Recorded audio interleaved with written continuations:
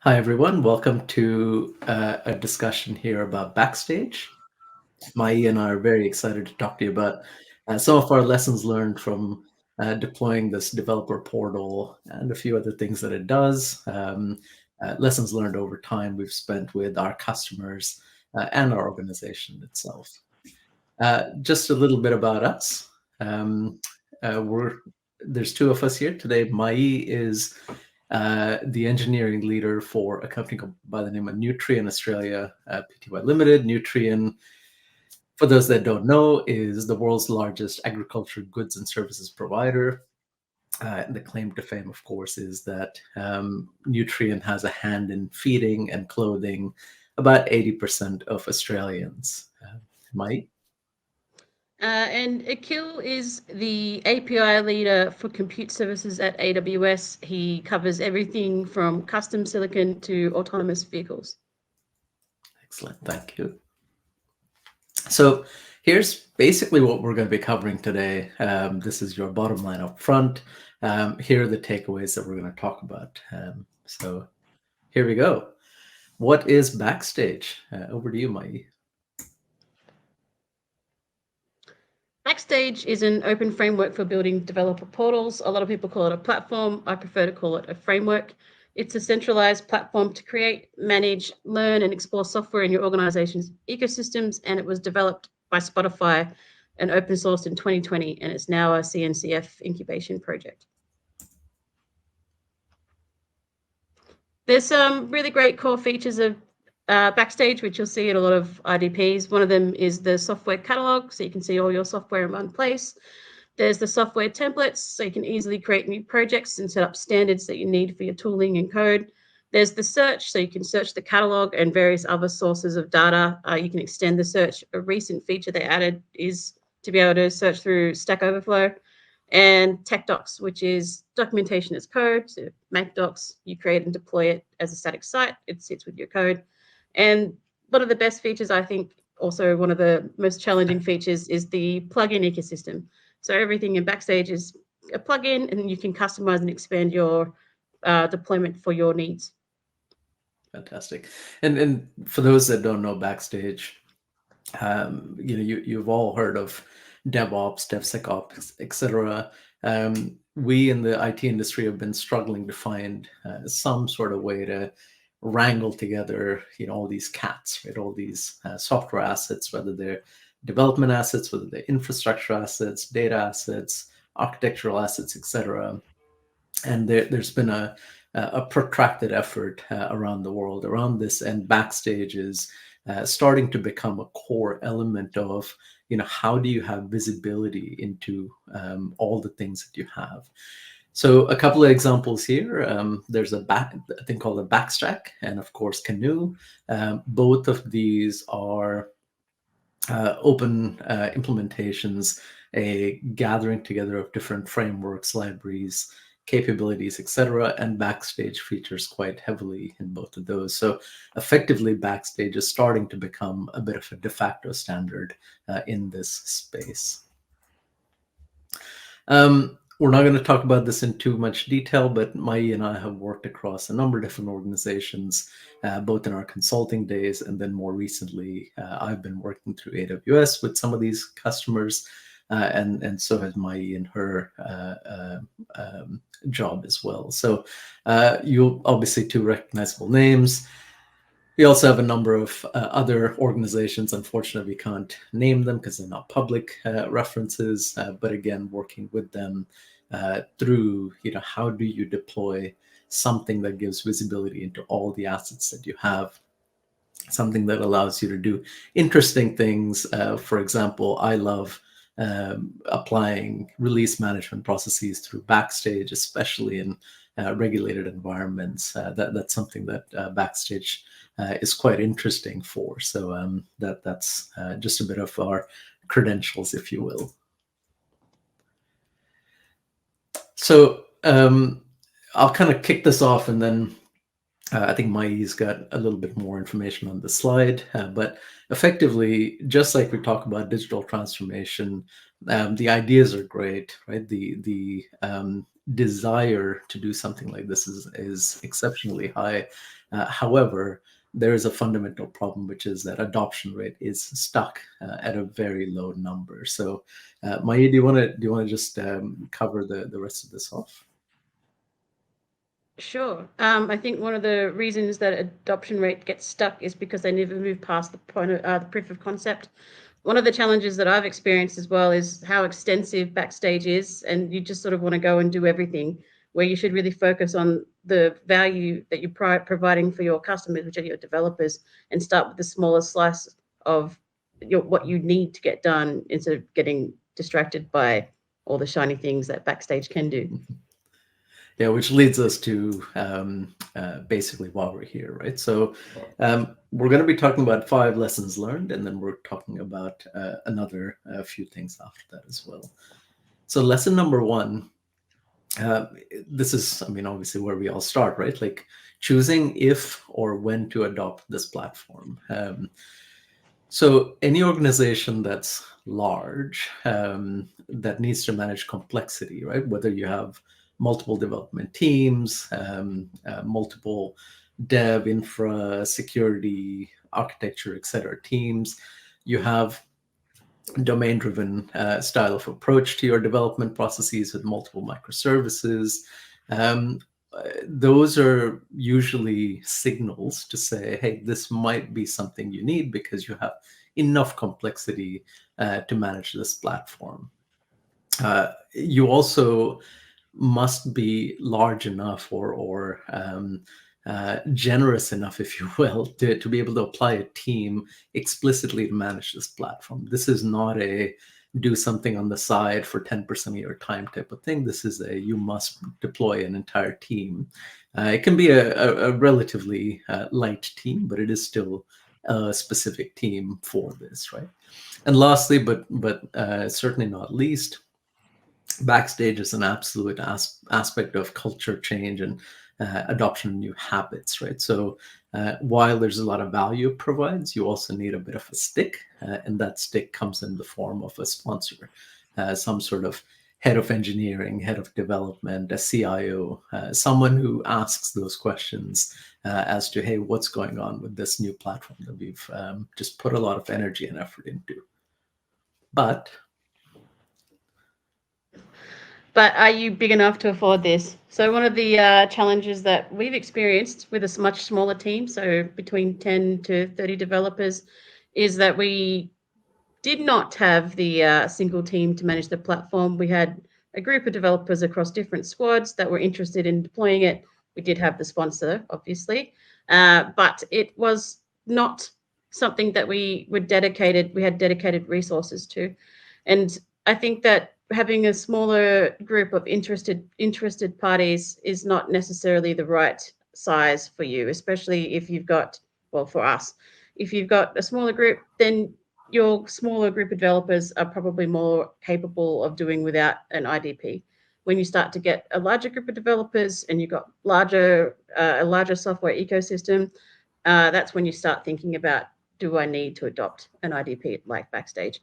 There's some considerations as well around when to adopt, which is linked to having a group that's responsible and accountable for Backstage. There's a lot of initial setup, and there's ongoing maintenance and updates that needs to happen, and somebody needs to own that. Fantastic. Lesson number 2 that we've learned over time: standardization is key. In order to automate anything, you have to standardize, right? And so standardization becomes a really important thing.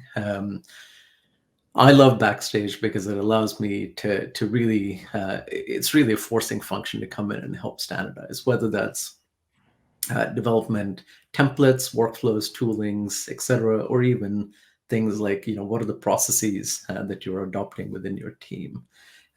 Standards are really, really important. Standards are also important to help improve and simplify onboarding for new developers, or if you're talking to another team, we often talk about API standards. Well, here's a way to kind of force APIs to all have a very similar standard around both the look and feel, but also the documentation as well. But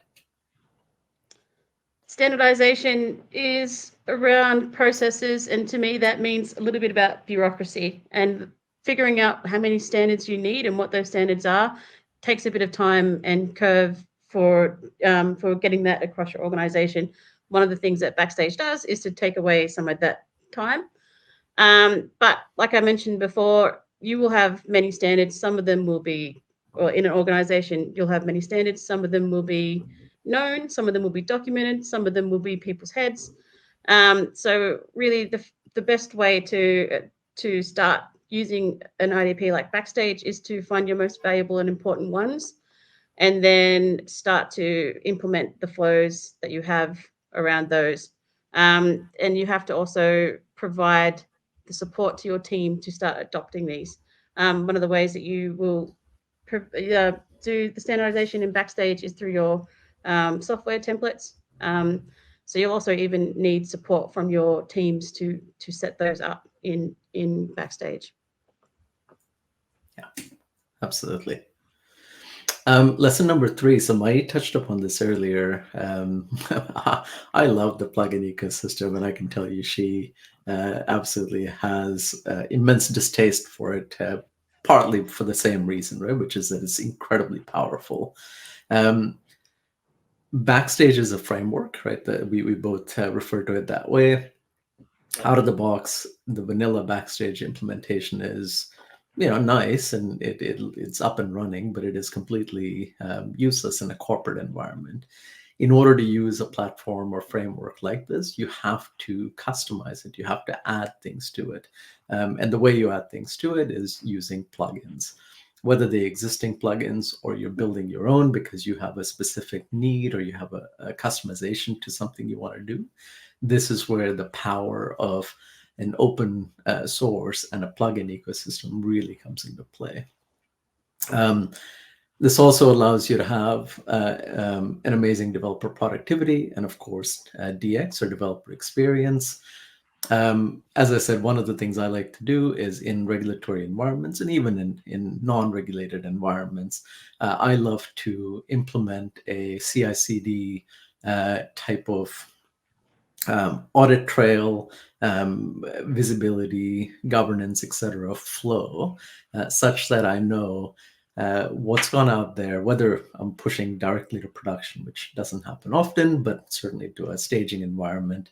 I now know exactly through PDFs in an S3 bucket, as an example, what are the tests that have run, unit tests, integration tests, security tests, performance tests, but also, what has happened in terms of, the UAT environments. Have that passed all the checks? Do I need to do anything else to it, right? I can very quickly get all those audit trails. So I love plugins because of that. But they can be hard to customize, and they can be quite complex. In the previous version of Backstage, when you wanted to install a plugin, there's no, well, there still isn't. There's no like GUI to do that. When you install Backstage, what you get is a monorepo, TypeScript, and React application. And the way that you install the plugins is through React and TypeScript. So you do need a little bit of experience with that. The new backend system has a much better plugin way to install plugins and customize them. But one of the biggest challenges is getting these to work, maintaining them. And it isn't just you go out and install all the plugins. You actually need to think about what are you trying to achieve for your customers, which are your developers, and then pick what you need to install for Backstage. There is quite a lot out there, and there's not a lot of value in just installing everything. The value is in solving your customers' problems. Fantastic. Lesson 4. This is something that's not usually talked about, but I love it for this specific thing, right? So, architects have often been lumped into either ivory tower architects or the architects that are actually like doing hands-on work with the team and kind of coming back to that item number 2. I do like that idea of architecture being a core element in the team itself, whether that is a special person that's identified and therefore the role has been defined, or it is a shared, it is a role that is shared across folks in the team itself. So this is an image credit to Gregor Hoppe, who is a thinker in this space, Gang of Four, all the way through to Architect Elevator, writes a lovely set of books. And I really like the simplicity of this image, right? And the question is, well, can Backstage be used to get closer to this idea? And I think it can. So Backstage has this thing called the Tech Radar, right? Again, a nod to the ThoughtWorks implementation. And I love the idea of having a set of architects, whether they're, quote unquote, formal architects, or whether they're tech leads or even developers who have an interest in design and architecture and so forth, can all come together and steer the direction of the technology space and the strategy of the organization in a very transparent way. You can now have a very clear indication of which technologies do you want to assess, which do you want to adopt, which you want to retire, etc. Right? It creates this framework for innovation and brings everyone together. But Shock horror, I don't always agree with Akhil on this one. I do think that architects do have an important role, and Spotify does support the Tech Radar. They also have a plugin for architectural decision records. I prefer to have processes around decision making, so that you can allow people who are closer to the scope of a problem to solve that problem. And if a scope of a problem is more global, then you need someone like more central and with that who is empowered to make those decisions. I think that one of the other issues that you might have is that people will become too compliant on the documentation and maybe not challenge it, which is an important part of making an architectural decision. Is you have the inception, you go through the decision-making process, and then you also have to challenge that that decision that was once previously made. It's great though to have it in Backstage, where they are all in one place and you can see it, and it sits with the product of those architectural decision making, which is your software catalog and your environment, depending on what plugins you have installed. But and I think this is actually here in the slide I'm actually reading for once. It actually is a good idea to trust your tech radar and your decisions, but also challenge it frequently. yeah. And the last lesson learned, this is again, kind of a throwback to when we talked about needing a sponsor. Well, you have to provide value for the sponsor to spend any amount of time on it, right? The value I think Backstage provides, it is a single home, right? It is a single pane of glass for everything, all your software, all your assets, everything in one place.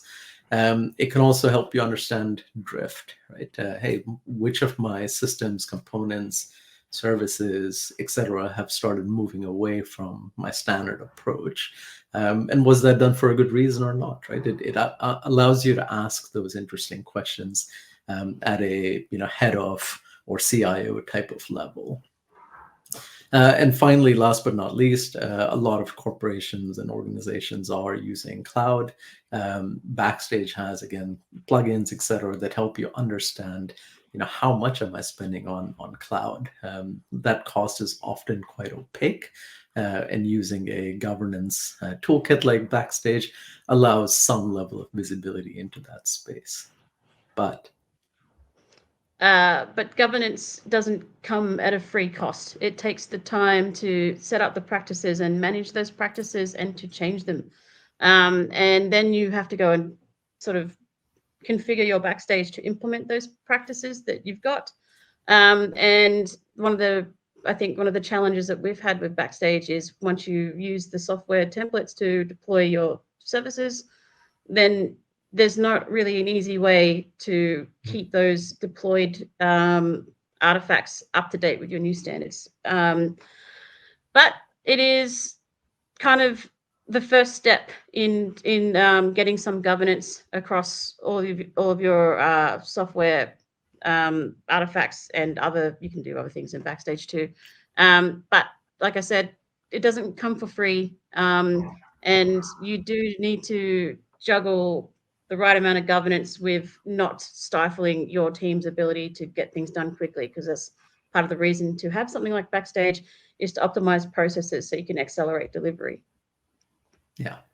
Those are the 5 lessons learned that we wanted to share. Before we move to the next section, I just want to kind of have a bit of a comment here, which is that even though I've taken kind of the bright spots side of the house, and Myee's taken more of the shadows side of the house, I think there's a recognition from both of us that tools like this, they have their place, right? And when it's the right place to use them, there are incredible value that it can add, but there's also an associated cost, right? And it's really important to consider that as well, and to make sure you have the right processes in place to accept those costs if you are moving forward.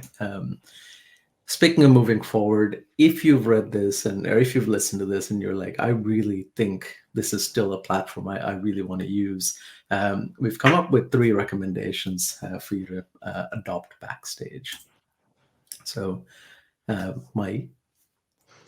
As we mentioned previously, there is an amount of internal engineering investment that you need to just install it and maintain it. Some of the things you might do is set up single sign-on.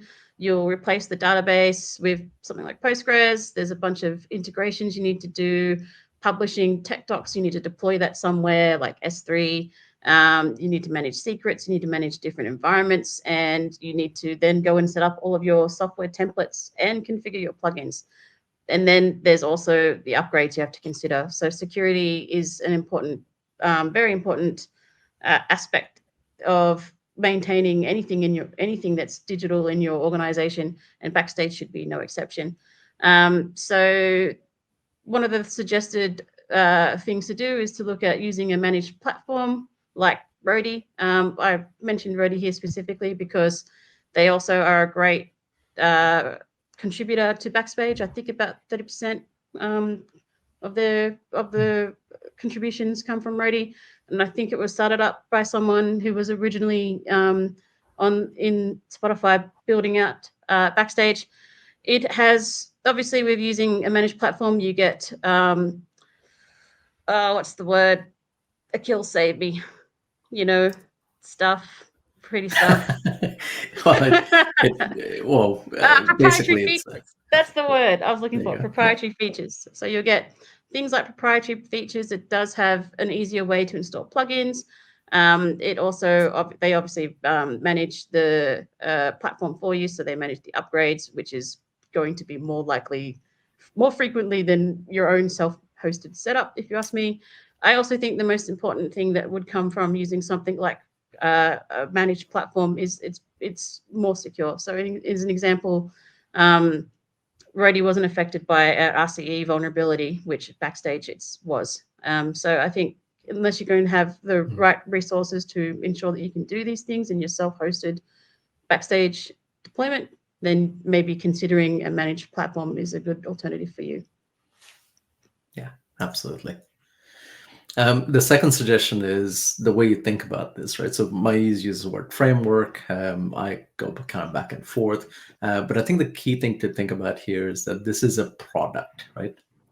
It's not a one and done deal.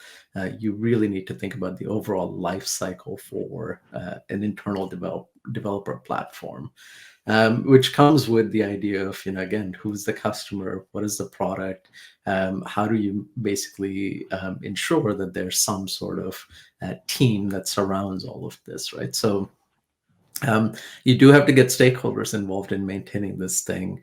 It is really a key element of considering the use of Backstage is who is going to sponsor this platform or framework, as you will. And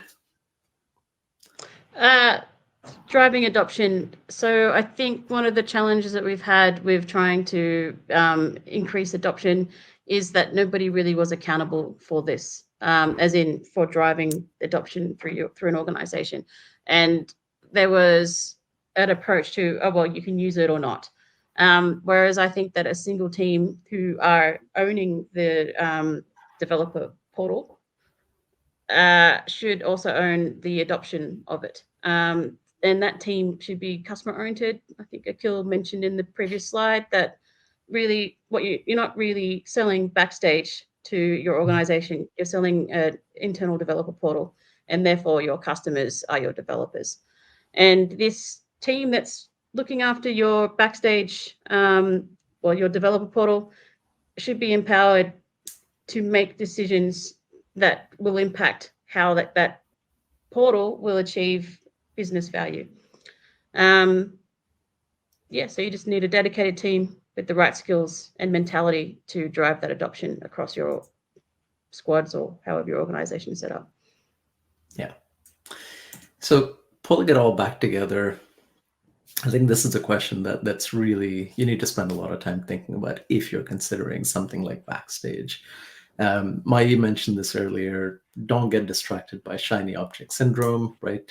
Just because it's new, just because it's interesting, does not mean you should have it in your organization. If you're interested in shiny object syndrome, play around with it on your personal laptop or personal systems, or fire up. I think it comes with a Docker container. It's pretty easy to build one if it doesn't. So play on the side, but when you're in an organization, you really need to think about, is this going to solve a problem or not? And ultimately, the question is, and Myee and I talk about this all the time, is developers are hard to come by. Good developers are hard to come by, whether they're app developers or infra developers or data developers, right? The engineering resources are hard to come by. So really, can you invest those really good developers into an internally facing platform versus really saying, hey, I've got to go build some new features for my customers, or they've requested enhancements. I really need to go prioritize that first, right? So that's the key element I do want you to come away with here. And Myee, do you want to talk a bit about the competitors? What is that noise? That's my doorbell. Okay, sorry. There's a couple of competitors out there. I've only really looked at Cortex and ops level. I think one of the things that, like, obviously what you'll get out of using a managed platform and one that's got that focuses on delivering a product that is an internal developer Backstage, is you won't need to consider all the resourcing that you would internally, and you won't have to take your team of your business value work to do that, but it will obviously come at a cost. So I think the benefit of looking at a competitor is those costs are upfront. When you look at something like deploying Backstage, the costs is somewhat hidden, and it's not. It's something you have to think about over time, the lifetime of your IDP.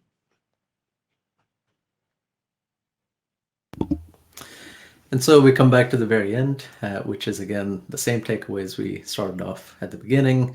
Backstage is awesome, but beware the pitfalls, right? There are a lot of companies, as you saw in the previous slide as well, that are all trying to solve this problem. So we know that the problem exists. It's just a matter of what is the right set of tools, what are the right set of frameworks to help you solve that problem for the size of organization you are, the maturity level for you, and so forth. So thank you very much for your time.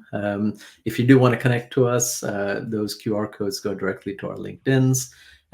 Happy to have a further conversation or answer any further questions.